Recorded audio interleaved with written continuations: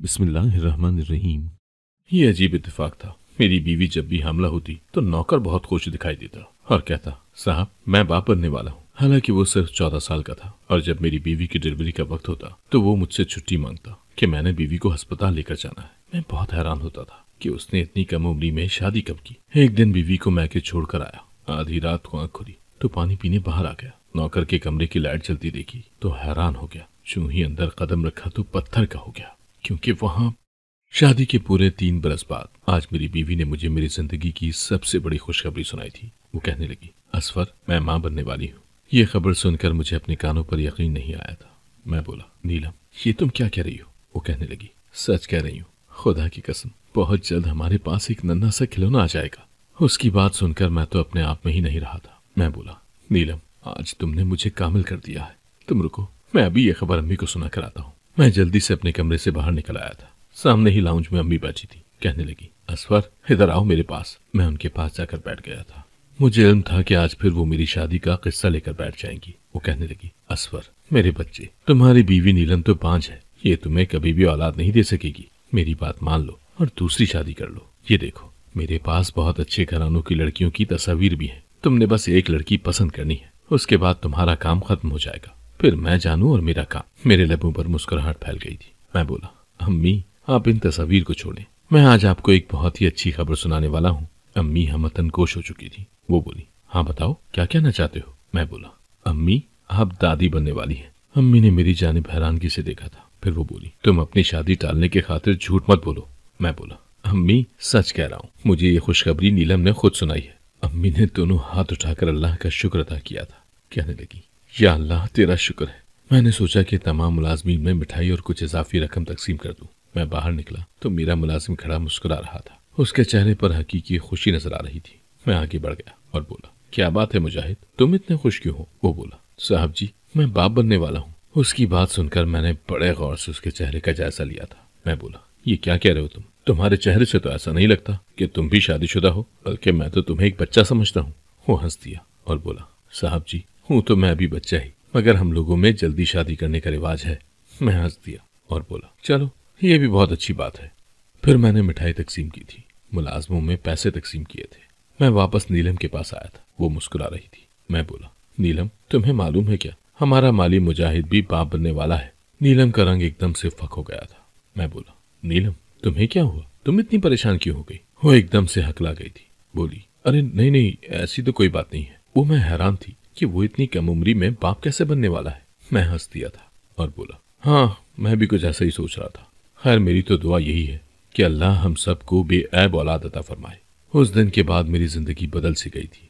शादी के 2 साल तो नीलम की संगत में बहुत अच्छे गुजरे थे, मगर जैसे ही तीसरा साल शुरू हुआ था, लोगों ने औलाद के मुतालिक मुझसे सवालात कर करके मेरी नाक में दम कर दिया था। अम्मी ने भी मुझे हुक्म सुना दिया था कि असफर तुम्हारी बीवी बांझ है, ये सारी जिंदगी तुम्हें औलाद नहीं दे सकेगी, तो मजीद वक्त जाया करने से बेहतर है कि दूसरी शादी कर लो। अम्मी की बातें सुनकर जब मैं अपने कमरे में जाता तो नीलम को रोते हुए पाता। वो बार बार मुझसे सवाल करती, असफर आप मुझे छोड़ देंगे क्या? अपनी वालदा की बात मान लेंगे ना? मैं उसे कसमें खा खा कर यकीन दहानी करवाता था, मगर उसके दिल में अब ये डर बैठ चुका था कि मैं उसे छोड़ दूंगा।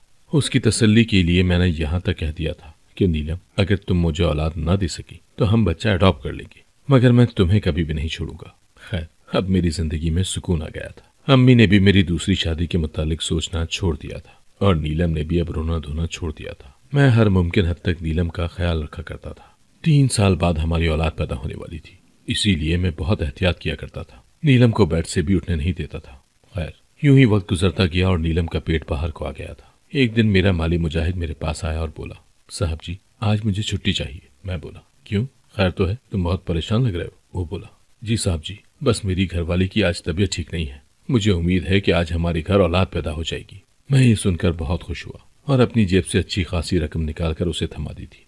मैं बोला, ये पैसे रख लो और अपनी बीवी को किसी अच्छे से अस्पताल में लेकर जाना। उसने पैसे तो थाम लिए थे, मगर बोला, साहब जी हम गरीब लोग अस्पतालों के चक्कर नहीं लगाते, हमारे घर तो एक दिन दाई आती है और हमारे हाथ में बच्चा थमाकर चली जाती है। वो बोला, साहब जी हो सकता है कि आपकी बीवी की भी तबीयत खराब हो रही हो, आप अपने कमरे में जाकर उनको भी देख लें एक बार। मैं उसकी मासूमियत पर मुस्कुरा दिया था, पर उसके लहजे में कुछ ऐसा जरूर था जिसने मुझे चौंका दिया था। वो मेरी बीवी के लिए निहायत मुतफक्किर लग रहा था।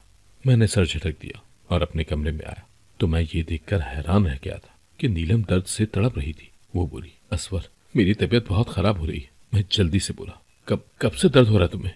वो बोली, 1 घंटा हो गया है, मैं आपकी आमद का ही इंतजार कर रही थी। मेरे माथे पर बल पड़ गए थे। मैं बोला, मेरी गैर मौजूदगी में कमरे में कोई आया था क्या? मुजाहिद आया था यहाँ? मेरी बीवी अपना दर्द भूलकर मेरी जानिब देखने लगी थी। उसके चेहरे से फिक्र साफ जाहिर हो रही थी। वो बोली, नहीं नहीं तो उस माली का मेरे कमरे में क्या काम? आप क्यों पूछ रहे हैं मुझसे? मैंने अपना सर झटक दिया था। मैंने खुद को कोसा कि असफर, तुम्हारी बीवी की तबीयत खराब है और तुम उससे किस किस्म के सवालात कर रहे हो? मैं नीलम के पास जाकर बैठ गया और उसका हाथ थाम लिया। मैं बोला, तुम्हें अस्पताल ले चलूं? उसने नफी में सर हिला दिया था। कहने लगी, मैंने अपनी डॉक्टर को कॉल की थी। वो कह रही थी कि अगर तुम नॉर्मल डिलीवरी चाहती हो तो जब तक तबीयत ज्यादा खराब ना हो जाए घर से मत निकलना। वो कह रही थी कि घर में दर्द बर्दाश्त करने की कोशिश करना। मैंने सर हिला दिया था। मुझे इन मामलात की इतनी समझ बूझ नहीं थी। ये औरतों के मामले औरतें ही जाने। मैंने ऑफिस से छुट्टी कर ली थी और सारा वक्त अपनी बीवी के पास ही रहा था। उसका चेहरा बहुत सर्द था, बार बार माथे पर पसीना आ रहा था। मैं बोला, क्या बात है, तबीयत ज्यादा खराब हो गई है? वो कहने लगी, हाँ, मुझसे अब मजीद बर्दाश्त नहीं हो रहा दर्द। मैंने जल्दी से गाड़ी निकाली और अपनी बीवी को बिठाकर अस्पताल ले गया था। तकरीबन 3 घंटे बाद नर्स सफेद कपड़े में लिपटी नन्ही सी बच्ची मेरे पास ले आई थी। जब मैंने अपनी औलाद को पहली दफा हाथ में थामा तो मेरी आंखों से आंसू गिरने लगे थे। ये वक्त कितना अजीब था। मैं मुसलसल रोता चला जा रहा था। मैंने अपनी बेटी का नाम महानूर रखा था और जब मुझे नीलम से मिलने की इजाजत मिल गई तो मैं उसके पास गया था। वो बड़ी अफसरदा सी लेटी हुई थी। मैं बोला, नीलम, आज का दिन तो खुशियां मनाने वाला है, तुम क्यों इसका दरउदास हो? वो बोली, असफर, मैं आपसे शर्मिंदा हूँ। उसकी बात ने मुझे चौंका दिया था। मैं बोला, क्यों, ऐसा भी क्या हो गया है जो तुम मुझसे शर्मिंदा हो? नीलम ने अपने आंसू पोंछे और बोली, मैंने आपको 3 बरस बाद औलाद दी और वो भी बेटी। मेरी बहुत ख्वाहिश थी कि हमारे घर बेटा पैदा हो जाता। नीलम, तुम्हारा दिमाग तो ठीक है ना? मुझे बेटे और बेटी से कोई फर्क नहीं पड़ता। मेरे लिए इतना ही काफी है कि तुम्हारी कोख से मेरी औलाद ने जन्म लिया है। मेरी लाख तसल्लियों के बावजूद भी उसका दिल नहीं बहला था। वो बोली, आपकी वालदा अब फिर से आपको दूसरी शादी के लिए मजबूर करेंगी। मैं बोला, नहीं नीलम, अब ऐसा कुछ नहीं होगा, तुम बिल्कुल बेफिक्र रहो। नीलम की डिलीवरी नॉर्मल हुई थी, इसीलिए शाम तक उसे अस्पताल से डिस्चार्ज कर दिया गया था। मैं घर वापस आया तो अम्मी भी बहुत खुश थी। उन्होंने अपनी पोती का माथा चूम लिया था। वो उसे गोद में भरकर प्यार करती रही थी। हमने हर जगह मिठाई तकसीम की थी। पहली रात बच्चे के साथ बहुत मुश्किल थी। बच्ची सारी रात बेदार रही थी। खैर, अगली सुबह मैंने खिड़की से देखा तो मुजाहिद बाग में खड़ा था। मैंने सोचा कि उससे जाकर मालूम करता हूँ कि उसकी बीवी और बच्चा कैसे है। मैं मुजाहिद के पास गया और बोला, हाँ यार, कल सब खैर खैरियत से हो गया? उसने इस बात में सर हिला दिया था। वो बोला, मेरी बीवी ने बेटे को जन्म दिया है। मैंने उसे बहुत मुबारकबाद दी। महानूर के आ जाने के बाद मेरी जिंदगी बहुत बदल गई थी। मैं उसके खातिर ऑफिस से जल्दी आ जाया करता था और शाम में उसे बाहर लॉन में लेकर बैठ जाया करता था। वो फूलों की तरफ देखकर बहुत खुश होती थी और उसकी नन्ही नन्ही कलकारियां मेरे रूह को सैराब कर दिया करती थी। जब उसे भूख लगी तो मैं कमरे में ले आया और नीलम को बच्ची थमा दी। नीलम बेड पर लेटी हुई थी, इसीलिए मैं खुद ही फीडर तैयार करने लगा था। मैं बोला, नीलम, हमारी नूर तो बाग में इस कदर खुश होती है जैसे ये किसी माली की औलाद हो। मैंने आम सी बात की थी, लेकिन जब मैं फीडर में दूध डालकर वापस मुड़ा तो नीलम के माथे पर मुझे बल नजर आया। वो कहने लगी, आपकी इस बात का मतलब क्या है? आपको लगता है कि आपकी बीवी बदकिरदार है? मैंने जल्दी से कानों को हाथ लगाया और बोला, अल्लाह से माफी मांगो, मैं तो ऐसी बात सोच भी नहीं सकता। वो चुप करके लेट गई थी। मैं बहुत ज्यादा परेशान हो गया था। खैर, तब मुझे ऑफिस से कॉल आ गई थी। मुझे बताया गया था कि कोई फॉरेन कंपनी हमारी कंपनी का विजिट करने आई है, इसीलिए मुझे उसी वक्त ऑफिस जाना पड़ा। मैं नीलम को बताकर निकला था कि मैं ऑफिस जा रहा हूँ। उसने मुंह से कुछ नहीं कहा था, बस सर हिला दिया था। मुझे इल्म था कि वो मुझसे नाराज थी। मैंने भी इस चीज में आफियत समझी थी कि घर से फरार हो जाऊं।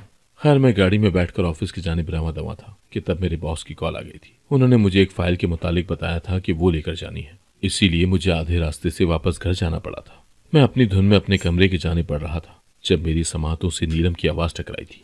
न जाने वो किससे मुखातिब थी। वो कह रही थी, तुम्हें पता है क्या, आज असफर ने महानूर के मुतालिक क्या बात की? वो कह रहा था कि महानूर तो किसी माली की बेटी लगती है। मैंने एक झटके से दरवाजा खोला था क्योंकि मैं ये जानना चाहता था कि मेरी बीवी इतनी पर्सनल बात किससे कर रही है। सामने का मंजर देखकर तो मेरा दिल दहल गया था क्योंकि वहां कोई और नहीं बल्कि मुजाहिद खड़ा था। वो हक्का बक्का रह गया था जबकि नीलम के चेहरे से भी हवाइयां उड़ी हुई थी।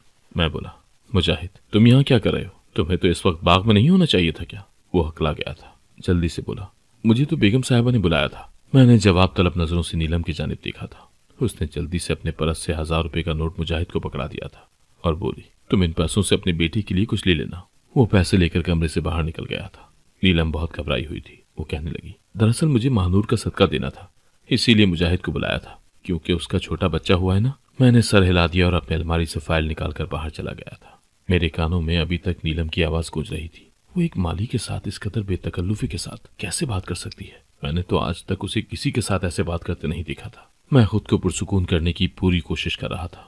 मैं अपना दिमाग दूसरी जानिब लगाना चाहता था। फिर मैंने सोचा कि मेरी बीवी सच में बड़ी खुदा तरस औरत है। वो यकीनन यही सोचती होगी कि मेरी बच्ची के पास जब सब कुछ मौजूद है तो माली के बेटे के पास भी कुछ न कुछ जरूर होना चाहिए। खैर यूं ही वक्त गुजरता गया और जब महानूर 3 बरस की हुई तो मुझे नीलम ने यह खुशखबरी सुनाई कि वो फिर से मां बनने वाली है।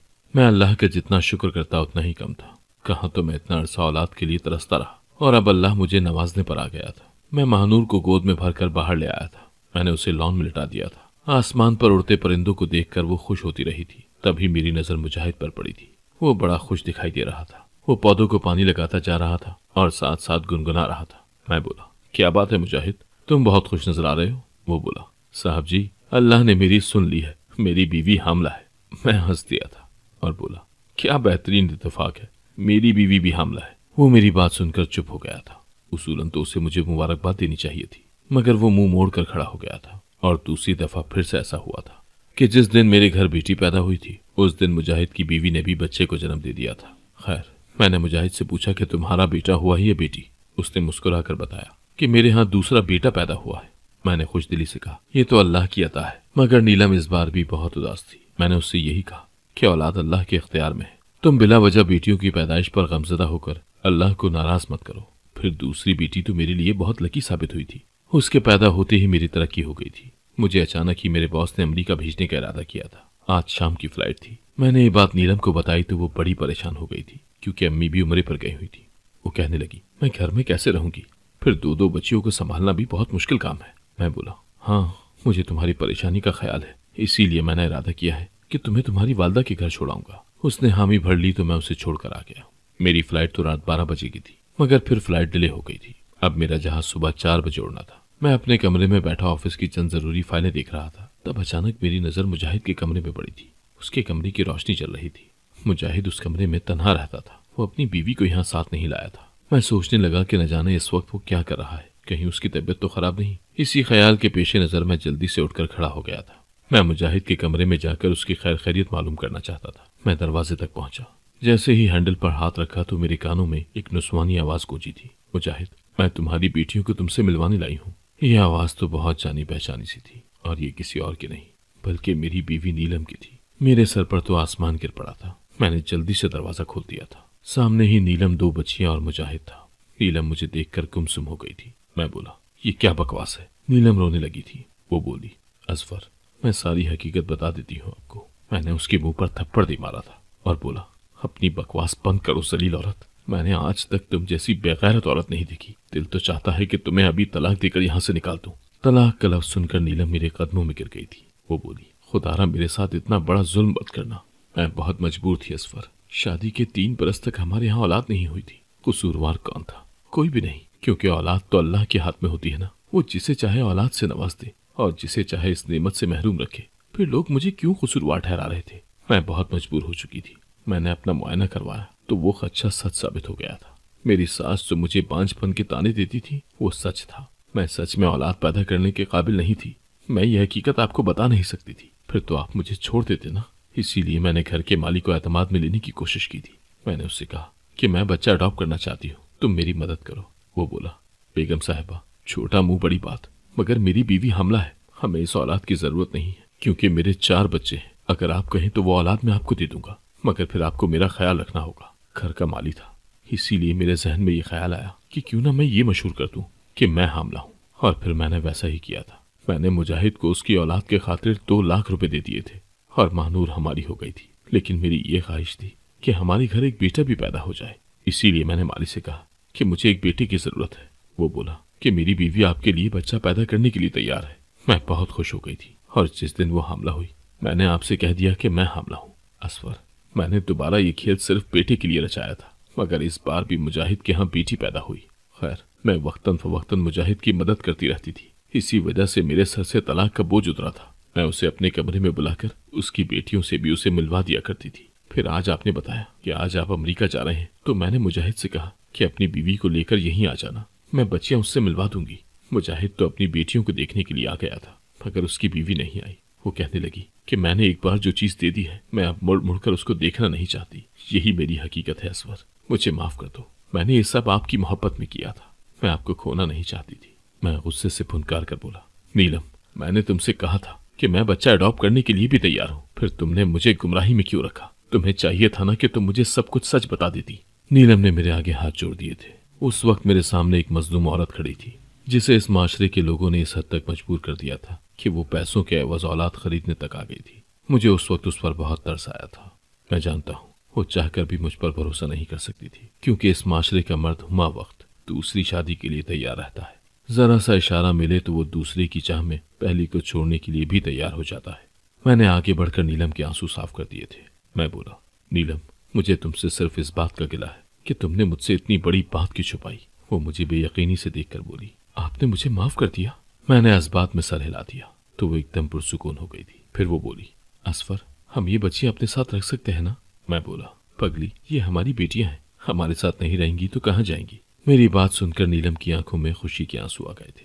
मैंने मुजाहिद का शुक्रिया अदा किया और उसकी मिन्नत की कि ये राज तुम अपने सीने में दफन कर लो। वो बोला, ऐसा ही होगा। फिर मैंने अपनी बेटियों को उठा लिया था। वो मेरी तरफ देखकर मुस्कुराने लगी थी। मैंने नीलम का हाथ पकड़ा और उसे अपने साथ अपने घर की जानिब ले गया था, क्योंकि वो मेरी बीवी और मेरी इज्जत थी। उसका मकाम मेरे घर में ही था।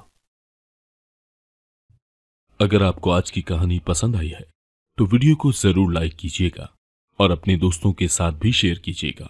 और हाँ, अगर आपने अभी तक हमारा चैनल सब्सक्राइब नहीं किया तो जरूर सब्सक्राइब करें।